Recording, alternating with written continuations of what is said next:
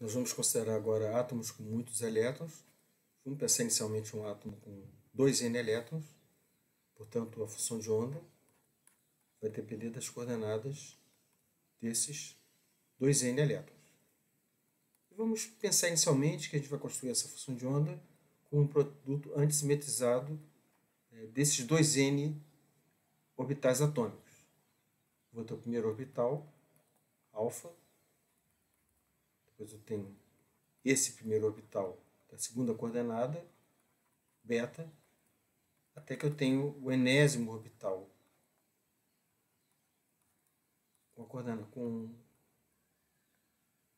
spin beta. Isso é representado através de uma determinante estreita, mais que representado, né? O determinante estreita nos dá, quando a gente desdobrar esse produto, desdobrar esse determinante estreita, a gente vai obter então esse produto antissimetrizado. E por que a gente utiliza então esse produto antissimetrizado? Porque na hora que a gente trocar uma das coordenadas, por exemplo, a coordenada 1 com a coordenada 2, essa função muda de sinal.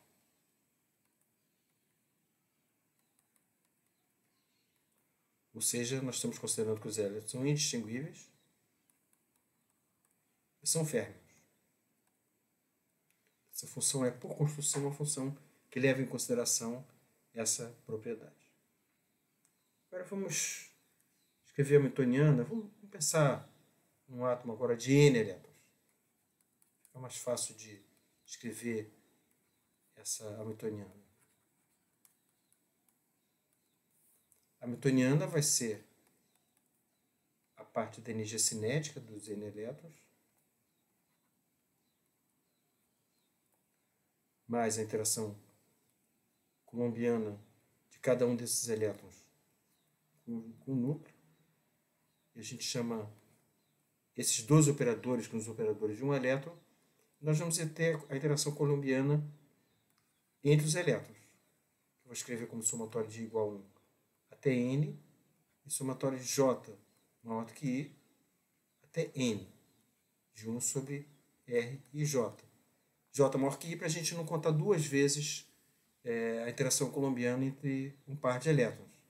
Isso fica claro se a gente pegar como um exemplo, por exemplo. Um exemplo com 5 elétrons. Eu tenho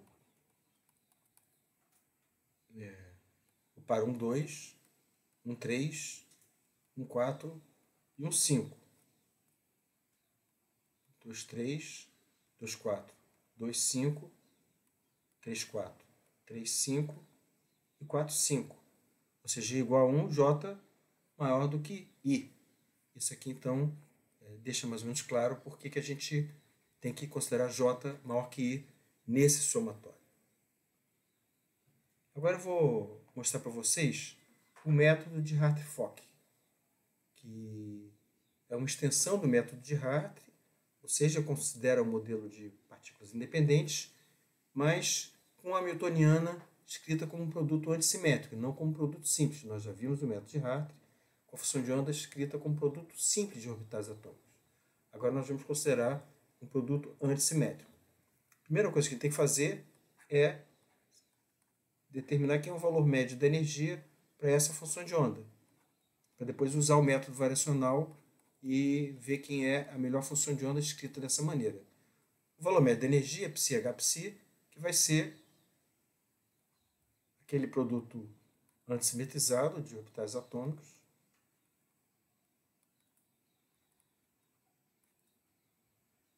Aqui entra a hamiltoniana.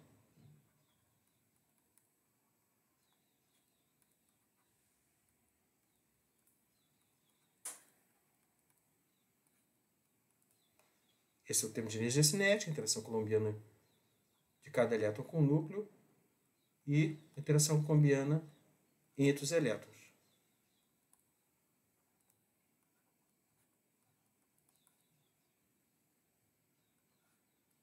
E aqui entra de novo a função de onda desses n elétrons, escrita dessa maneira que está aqui em cima. Significa que isso aqui é uma integral. nas coordenadas espaciais dos N elétrons e nas coordenadas de spin.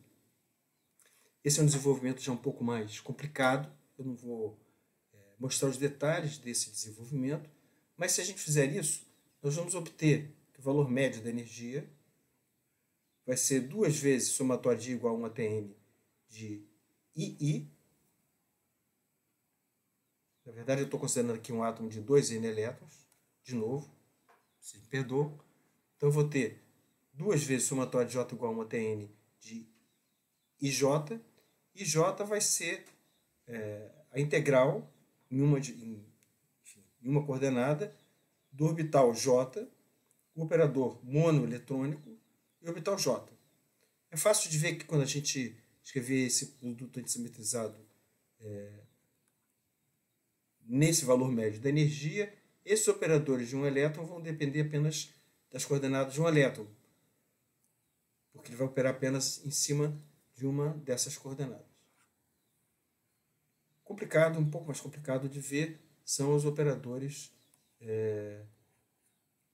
J e J e K e J, que vão ser integrais nas coordenadas de 2 elétrons, coordenadas espaciais de 2 elétrons, da função de onda do orbital I com o orbital J, interação colombiana entre os orbitais, orbital I com o orbital J. Enfim, esse é o valor médio da interação colombiana entre o orbital I e o orbital J. Esse é um termo que tem análogo clássico e a gente tem esse termo quando a gente considera o método de Hartree. Aqui tem um outro termo que sai quando a gente faz esse valor médio da energia, que é o termo que a gente chama de termo de troca, e que não tem análogo clássico, e que vem do fato da função de onda ser antissimétrica, ou seja, do fato dos elétrons serem férmions. Então, recapitulando, nós vamos calcular o valor médio da energia, então nós vamos fazer essa conta, psi, hpsi, função de onda antissimétrica, hamiltoniana, função de onda antissimétrica. Quando nós fizermos isso, nós obtemos essa expressão. Aqui vão estar as integrais de um centro, vai ser o valor médio da energia cinética da interação colombiana com o núcleo de cada orbital. E nós vamos ter então integrais que a gente chama de integrais de 2 centros, que vão ser o valor médio da interação colombiana entre os elétrons e um outro termo, que é esse termo que não tem análogo clássico, que a gente chama de termo de troca. Nós vamos agora usar o método variacional e minimizar o valor médio da energia com relação a esses orbitais atômicos.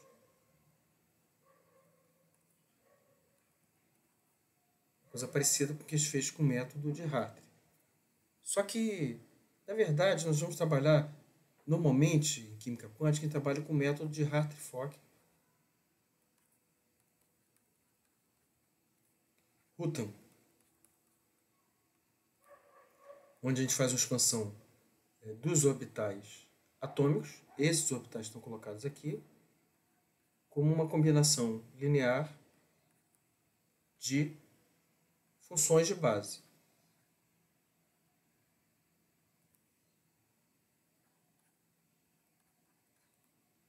Ou seja, eu vou escrever certo conjunto de funções de base e vou fazer com que cada orbital que está colocado aqui dentro seja expresso como uma combinação linear desse conjunto de funções de base.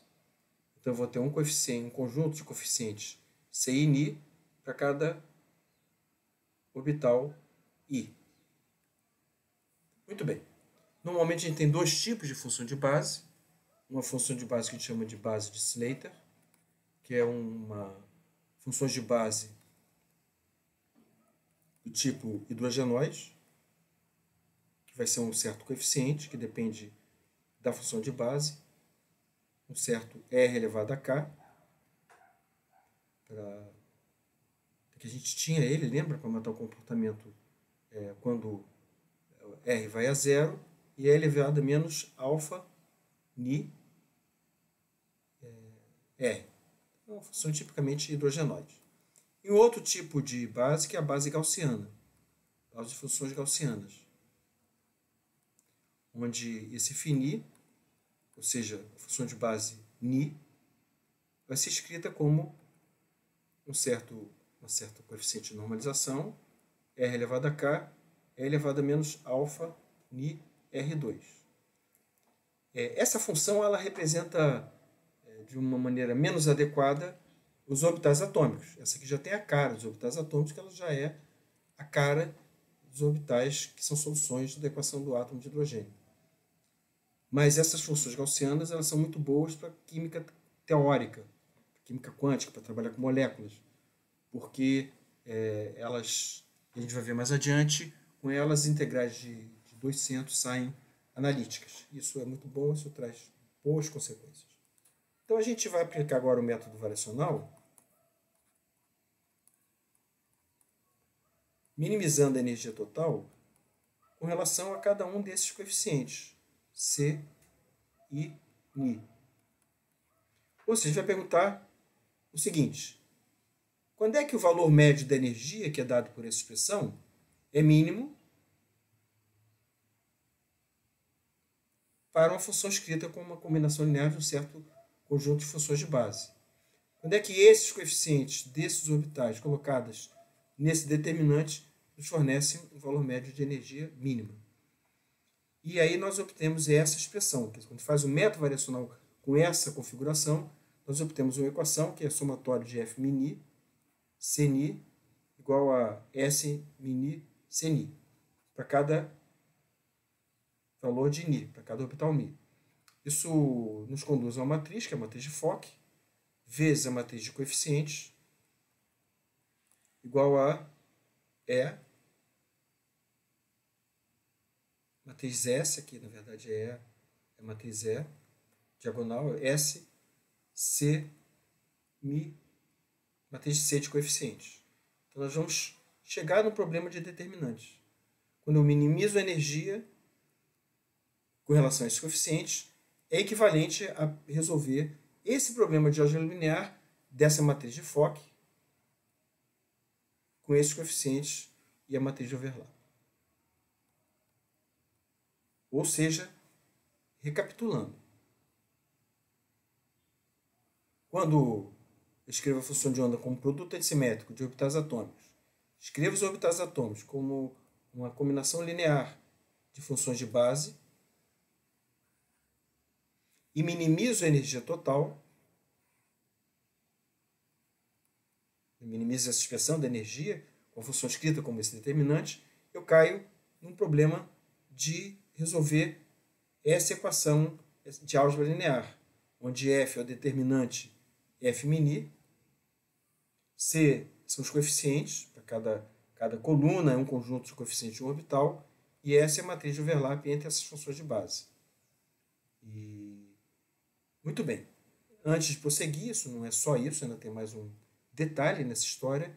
Eu só queria dizer que esse F min é o elemento de matriz entre a função de base mi e a função de base ni desse operador F, que tem um termo que é o termo de energia cinética, de energia colombiana, e tem um termo, energia cinética, a interação colombiana de cada elétron com núcleo, um termo que tem a ver com a energia de interação colombiana entre os elétrons, e um termo que é aquele termo de troca que aparece, também é um termo de dois elétrons, que aparece quando nós consideramos a função de onda de um elétron, que é um férmio, portanto, a função de onda antissimétrica, com esse formato. Muito bem. Eu não vou avançar mais nesse detalhamento dessas contas, acho que isso já não cabe mais para um curso de introdução à química quântica, nesse formato, mas eu só queria destacar isso. Nós temos a função de onda escrita como um produto antissimetrizado de orbitais atômicos. Eu estou expandindo os orbitais atômicos em funções de base, que pode ser, normalmente se utiliza a base Slater para átomo e gaussianos para moléculas. E pergunto, quais são os coeficientes de expansão de cada orbital que minimizam a energia? E aí nós caímos num problema de resolver esses determinantes, onde aqui estão os coeficientes que multiplicam cada orbital. Infelizmente, não é só isso. Não é só isso. Não vou poder parar aqui e já dar um exemplo. Porque, se vocês observarem bem, a gente tem aqui o mesmo problema que a gente tinha no método de Hartree. Essas integrais de 200, elas dependem do conhecimento de cada orbital. Mas o conhecimento de cada orbital depende do conhecimento dos coeficientes. Portanto, para me construir essa matriz de Fock, para me construir esses elementos F-mini, eu preciso conhecer os coeficientes para conhecer os operadores, para botar aqui dentro e obter, então, esses elementos da matriz e resolver o problema matricial. O que eu faço, então? Eu faço, essencialmente, o que a gente fez no caso do método de Hartree. Eu faço um chute inicial de um problema que eu sei resolver, obtenho esses coeficientes, com posse desses coeficientes eu construo essa matriz de Fock e a partir daí obtenho um novo conjunto de coeficientes. Vamos ver isso com um pouco mais de calma. Eu vou então dizer que a função de onda de cada orbital vai ser uma combinação linear de funções de base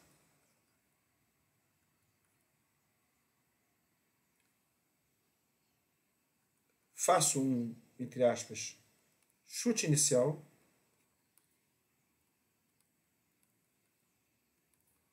desse conjunto de coeficientes. Normalmente a gente faz isso desprezando a interação colombiana entre os elétrons. Portanto, a gente não tem que calcular esses termos, as integrais dos elétrons, aí é fácil de determinar esses coeficientes, é o problema de um átomo hidrogenoide. Feito isso, a gente tem a função de onda de ordem zero, portanto, a gente tem o conjunto de coeficientes mini de ordem zero. Aí nós vamos, então, determinar essas integrais e as integrais de um elétron. Com essas integrais a gente consegue construir a matriz de Fock.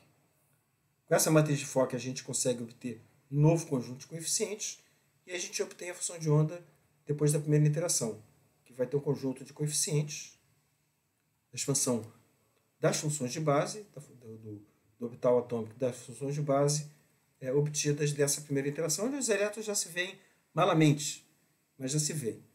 Aí, feito isso, eu construo a matriz de Fock da primeira interação, fazendo a mesma coisa, eu vou construir esses operadores, e com isso eu resolvo o problema de determinantes e obtenho o conjunto de coeficientes da segunda interação. Portanto, eu obtenho a função de onda da segunda interação. Ora, aí eu vou para a terceira interação, que eu de novo construo a mesma coisa. Eu construo a matriz de Fock para essa terceira interação, obtenho o conjunto de coeficientes, a matriz de Fock, Fini, a partir daí eu obtenho os coeficientes fim dessa terceira interação e obtenho a função de onda dessa terceira interação. E assim por diante. A cada interação eu pergunto o valor médio da energia com esse conjunto de coeficientes obtidos, da interação N, menos o valor médio da de energia da interação N-1 é menor ou igual a um certo valor de corte? Se não for, eu venho aqui e continuo fazendo novas interações. Se for, a gente diz que a função de onda convergiu.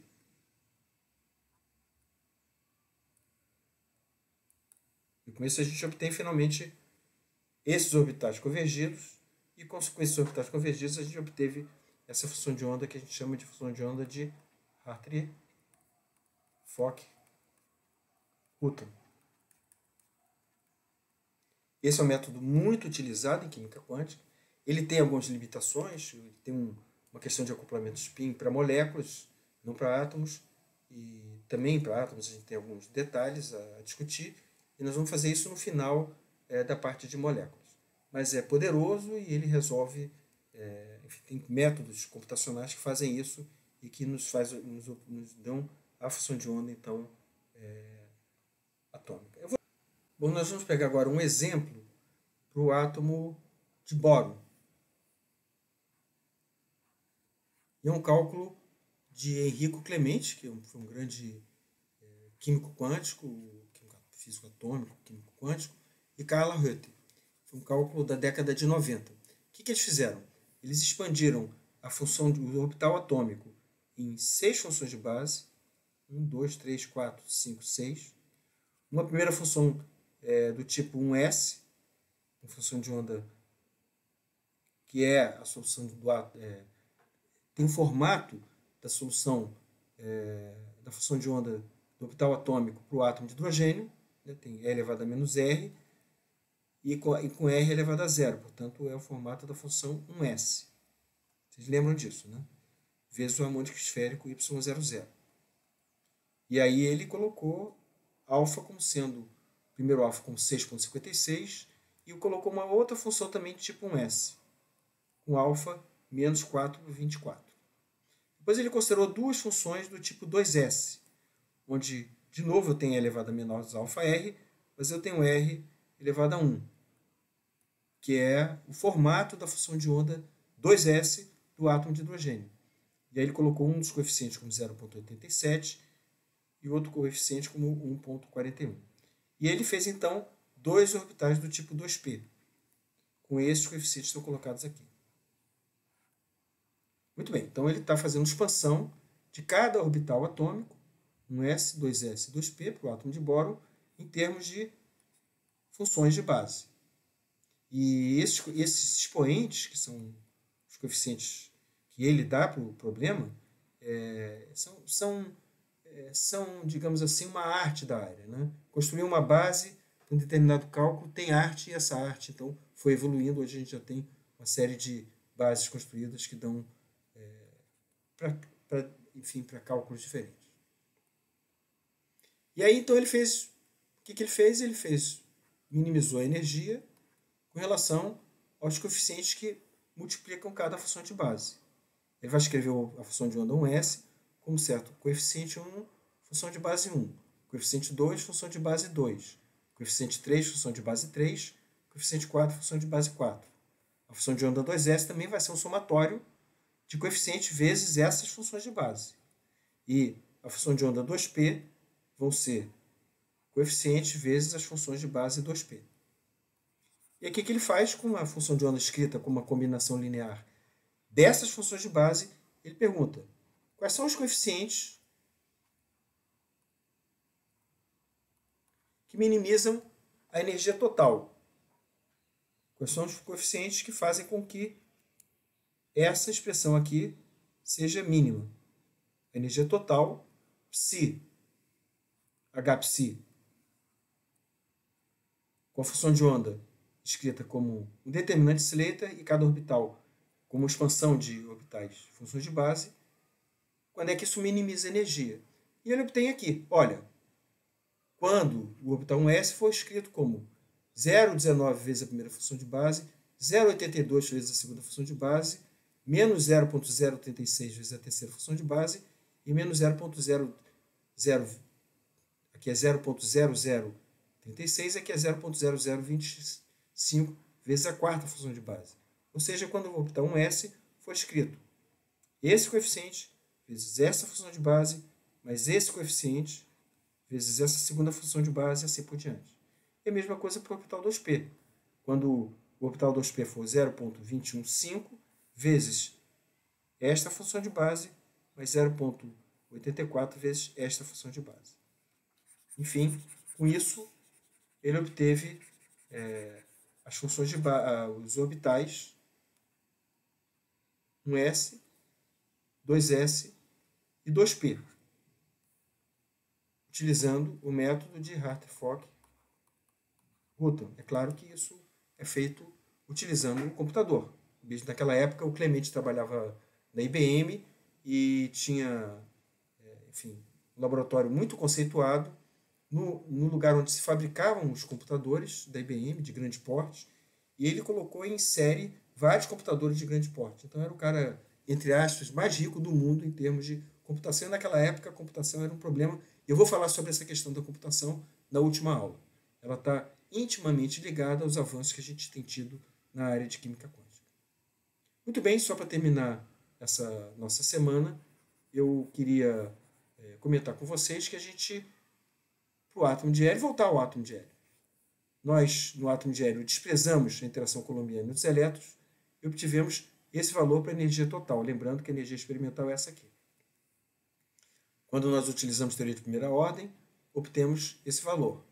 Quando utilizamos a teoria de ordem 13, que é coisa que só dá para fazer para o átomo de hélio, já obtemos um valor praticamente igual ao valor experimental. Muito bem. Agora, quando a gente vai para outra linhagem, o método variacional, vocês lembram que a gente fez um cálculo utilizando só um parâmetro variacional, que é essencialmente fazer com que o elétron perceba a blindagem do outro com relação ao núcleo. E aí nós obtivemos esse valor da energia total, que já melhorou muito com relação ao experimental, comparado com o cálculo onde eu desprezo a interação colombiana entre os elétrons. Depois, se a gente utilizar o método de Hartree-Fock, com uma boa base, a gente consegue, então, esse valor, que não faz tanta diferença assim, por causa de átomo de hélio, com relação ao valor só com parâmetro variacional. A gente tem, se a gente colocar 10 parâmetros, a gente avança muito mais do que utilizando o método de Hartree. Aí você vai, perdão, o método de Hartree está aqui, Hartree-Fock. Aí você vai falar, mas que coisa, né? Você utilizou o método de Hartree-Fock, acho que nesse caso é numérico, e não melhorou tanto. Mas o átomo de hélio é um átomo só com 2 elétrons. Você pode fazer métodos variacionais muito particulares. Esse cálculo do Rayleigh e o cálculo do Perkins são cálculos que funcionam quase que só para o átomo de hélio. Muito difícil fazer uma aplicação mais geral. E o método de Hartree-Fock-Rutan você pode fazer para qualquer átomo. De fato, qualquer átomo é exagero, mas a maior parte dos átomos, pelo menos até um certo valor dizer, e de fato o Clement fez esses cálculos e publicou. E vocês vão, na lista, pegar um cálculo desse para o átomo de lítio, com bases diferentes, e obter esses valores. Então, o legal desse método de Hartree-Fock é que você pode, então, tratar átomo de muitos elétrons, é uma metodologia geral. E nós vamos também utilizar ele para calcular orbitagens moleculares. Então, com isso nós terminamos esse módulo, né, que trata de átomo de hélio e átomo dos elétrons. E, então, bom trabalho para todos nessa lista que compreende esses tópicos.